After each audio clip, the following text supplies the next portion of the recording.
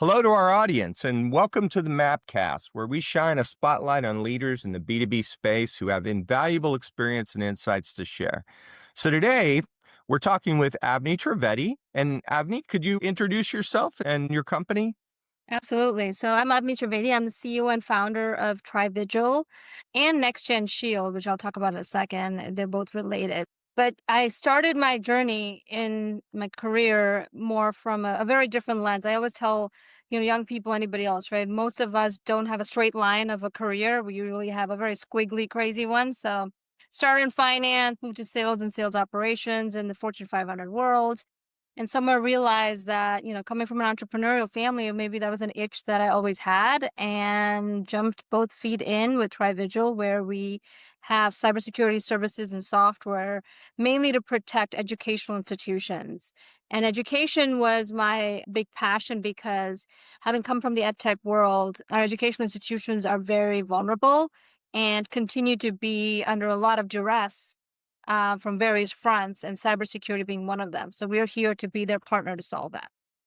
That brings up an interesting question. So why do you think that is that maybe education, do you feel like they're a bit behind the curve of enterprise when it comes to cybersecurity?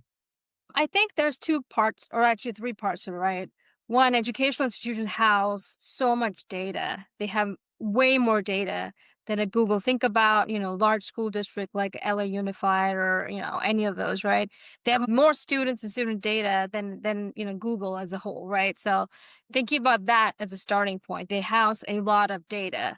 To your point, they do have some lagging infrastructure, right? COVID did accelerate a lot of that, Right. just to get them back on track with some of the enterprise level. But they're still lagging on a lot of fronts. And three, their resources are, like I said, under duress. They depend on bonds and taxes from a K-12 perspective and community college perspective. And even the privates are going through a lot of churn right now to understand where they can spend and where they cannot. So there's budgetary capabilities and all of that are putting more pressure on them as well. So all three of that kind of has become a perfect storm. Uh-huh. One can argue this storm has been going on since COVID. Yes, it has. If you think about every year, educational institutions are targeted. One of the highest actually ransom attacked industry as a whole because of these factors that I mentioned. And they're still on the rise. There's 25% year on year increase this year alone from last year. And I don't think that trajectory is going away anytime soon with AI and the advent of AI and the usage of AI. So it's just a lot of data that is very valuable that can be used for a lot of purposes, and that's the main reason they're targeted. Yeah, that makes a lot of sense. Do you think that schools have kind of adopted a cloud first attack as far as cybersecurity goes, employing stuff like secure service edge, et cetera? Is that kind of the direction they're taking, or They are they are are they behind working the through curve on that. They're working through that, right? It's a little bit of inside out versus that? outside in, right? So, hey, I'm gonna start with think about physical security. I'm gonna start with the firewalls and just assume that's a good Right. enough layer. And now they're starting to work from the outside in, saying a lot of the threat is actually from the inside. And by the inside, I mean, people clicking on things that they shouldn't, right? So it's a common, not misconception, but a common thing to talk to schools about is, hey, there's a lot of outside in that we are protecting, but the inside out has to have a lot more capability built in. And I think that they're struggling with the confusion, right? If you think about the industry, there's just so much software out there that they can think through and work through, right? Okay, what do I need an EDR? Do I need an XDR? Do I need a network? Like, it's a lot. And if you think about who really is running an IT shop at a school, usually it's someone who's, run up the ranks, Yep. or, like last year's, librarians, this year's IT manager, right? So the knowledge base is not there, Right. and the confusion is high, which is where we step in and say, okay, we can be that trusted partner that is on your side. We're part of your team, whether it's through our, VC services, or whether through a partner network, right? We can be that liaison that says, here's how you build it within your budgets, and here's how you do it right with a roadmap. Now, is your role consultative exclusively, or do you have your own applications that you've developed? It's consultative from this angle perspective, Uh but huh. the one area which is my passion, is the fact that I started off Trivigil and NextGen Shield thinking I'm a mom of a 10 and 13-year-old. kids are just all over the internet at all times, even if I don't want them to be. And the students' data is already out there. It is done. Kind of like I mentioned, right? Year-on-year increase in attacks equals to data already being out, right? It's done. Now they're going to be social engineered to death, right? So whether it's a 10-year-old, an 8-year-old, a 15-year-old, a 21-year-old, doesn't matter, right? Their data is out there. That's true. So we are actually launching a AI-powered gamified learning platform that helps kids learn their own digital safety and empowers them to feel confident to be able to be in the real world, understanding the stranger danger, so to speak, in the online world.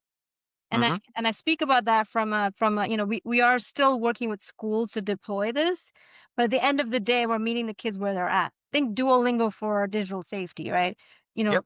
the stranger no longer is a white van. The stranger now is, your phone. Yeah. So there's a lot of shift that needs to occur, and schools are still working through their own cyber infrastructure. That the training of the students is probably not high on their priority list, and we are actually helping them say we will be that conduit that ensures that the students are getting trained as you're still figuring out your own cyber structure, right? So reducing the risk in one hand, Hmm. but also being a partner in the other hand. No, I think it's brilliant. It's a brilliant approach. I bet you don't have a lot of competition that's as industry specific as. No, no, we don't.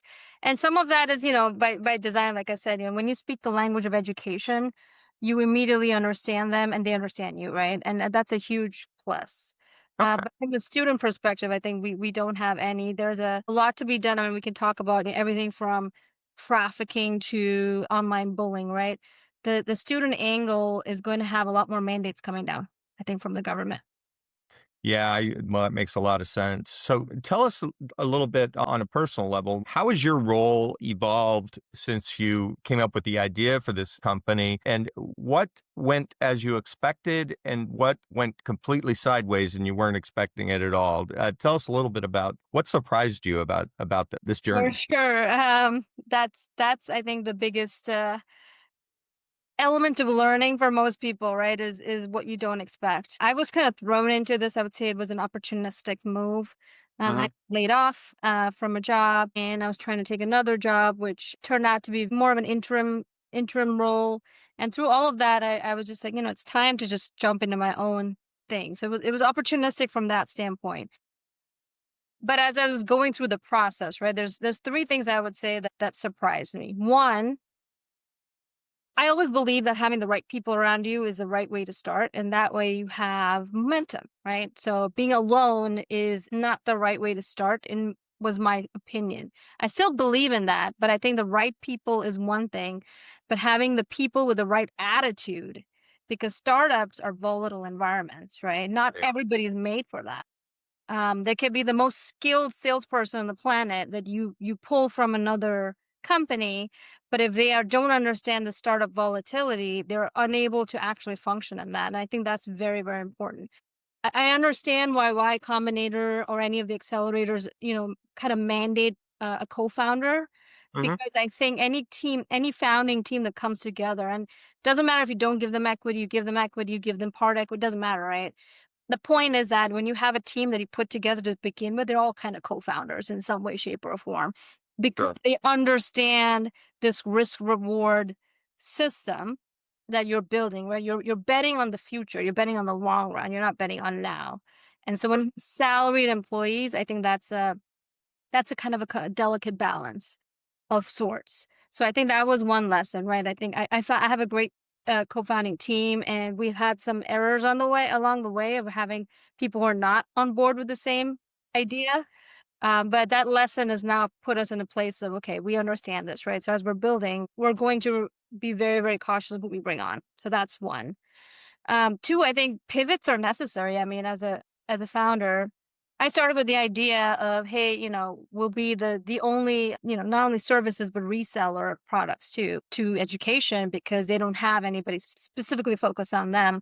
Quickly Right. you realize, right, there's a lot of resellers, okay, out there. And if Tons. you have a CDWG, their pricing cannot be matched by a small little company, even though our focus is so high on education. So I think that's just one example of a pivot. We pivoted to more intentional partners that we can resell who are in this with the same, with the same mindset. So I think, pivots are necessary. I would say, a lot of people say fail, fail fast. And I mean, as a founder, and fail is a wrong word. I think it just means if your first idea has to change, be open to changing it and do it quickly, because the more nimble you are, the better, for Right, sure. right.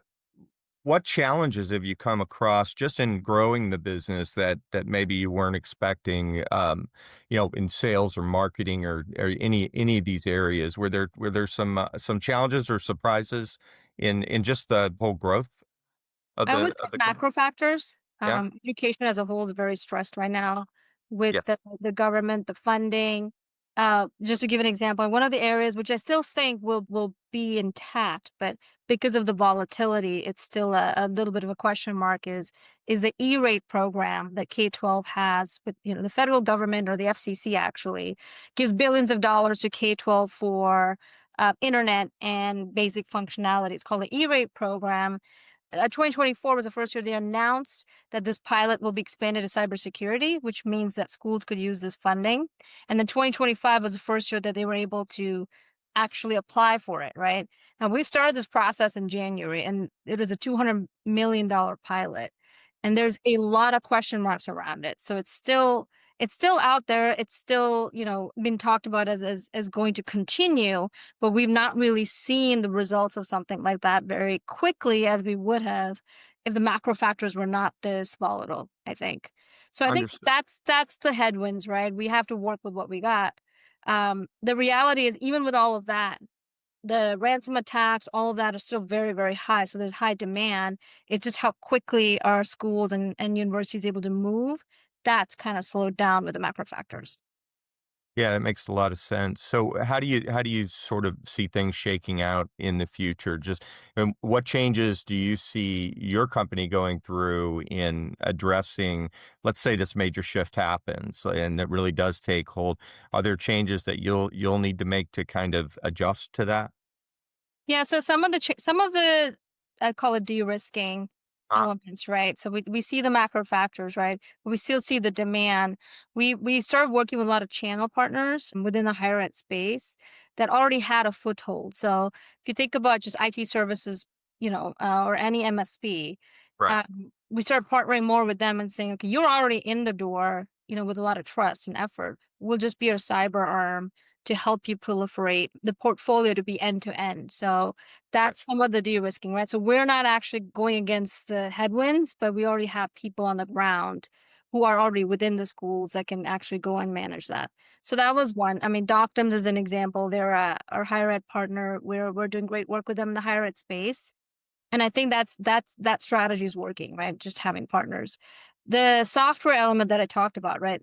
The kid safety element does not really exist. And the true risks to You parents, mean the guardrails around their personal information? all of that, right? Just but even their safety, as in, do they understand grooming? Do they understand online bullying, right? So all Yep. the online identity and the risk to that is now, for everybody to go and go exploit, pretty much. Right. I think that is a tailwind to me, because it's in the sense that not everybody knows how bad it is. Uh-huh. Imagine this, 1 in 5 children are targeted by an online predator, right? Those are high numbers. And we are at the forefront of driving that change and helping with the Gamified platform I talked about. So I think that's a pioneering effort. There's a lot of support behind it, because in spite of the headwinds I talked about that are macro, superintendents are under a lot of pressure, parents are under a lot of pressure. This is something that will be part of the student well-being mission for any school, and we're Mhm. right there to ensure that it happens correctly. No, that's fantastic, and I think what you're doing is a good thing. You must love not just the growth of the business, but what you're achieving for kids. That's gotta be very gratifying. It's very exciting. My Mask Next Gen is going to be awesome. And the best part about it is, Paul, is that my daughters 10 and 13 are absolutely part of it. So Oh, they're that's they're great. test subjects, and they are everything from, hey, this doesn't look good to me, or I don't like this game, to we want to be behind this with our friends. So it's just Yeah, an that's got to exciting. be gratifying. I work with my daughter pretty regular. I mean, I have a day job as well, but I work with her quite a bit. And just the day to day, she calls me and asks me questions, and there's nothing more gratifying. I have 6 kids.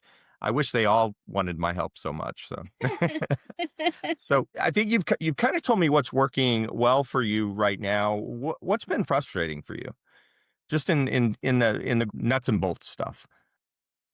I would say just as a founder, we are starting from a place of vision, strategy, big picture, right? All right. Uh, and a lot of hope because we're driving faith and hope.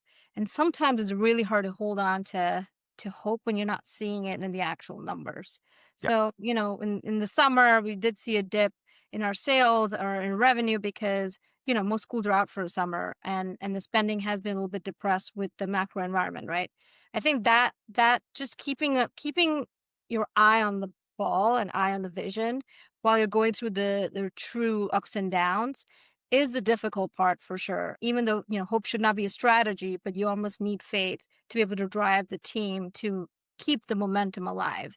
And even though we have dips, that momentum can be a little bit difficult to fathom as we keep Yep. the vision. So I would say that's as someone who's going through it a lot right now, and like I said, there's a lot of macro factors.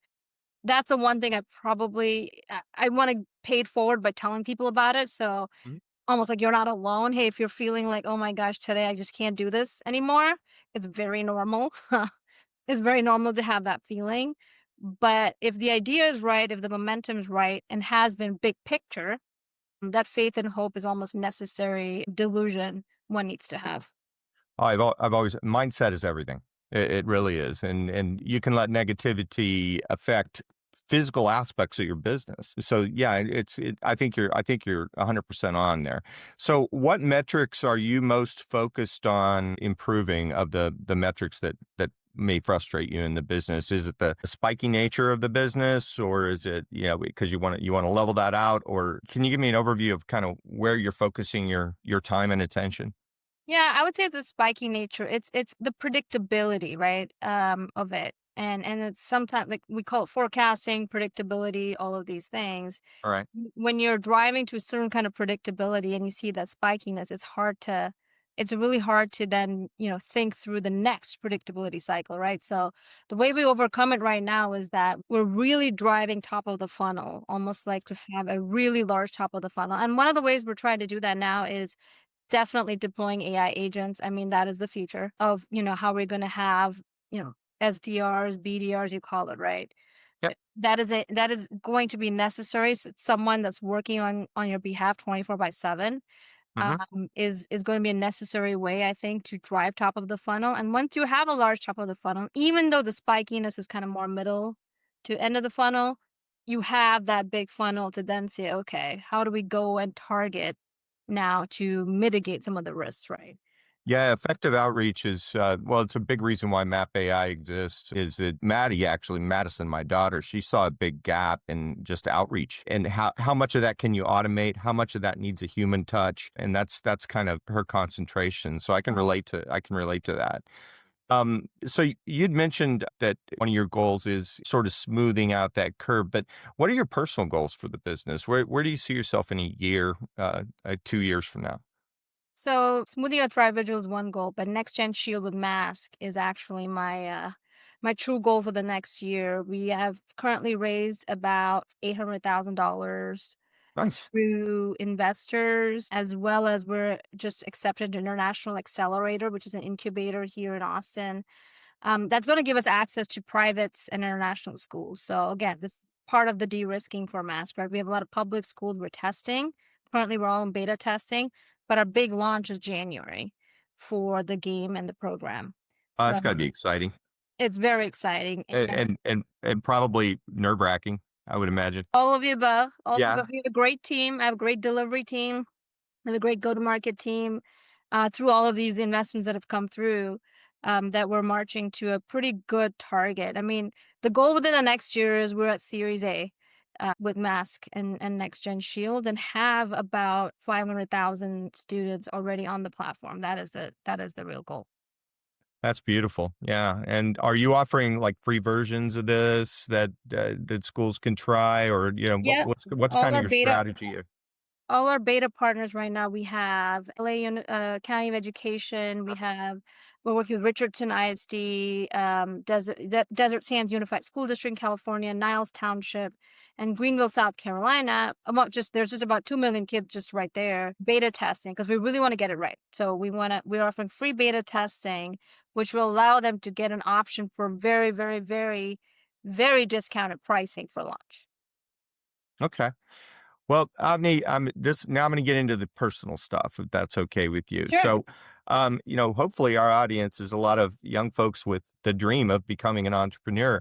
If you could talk to your younger self, knowing what you know today, what kind of advice do you think you'd give yourself?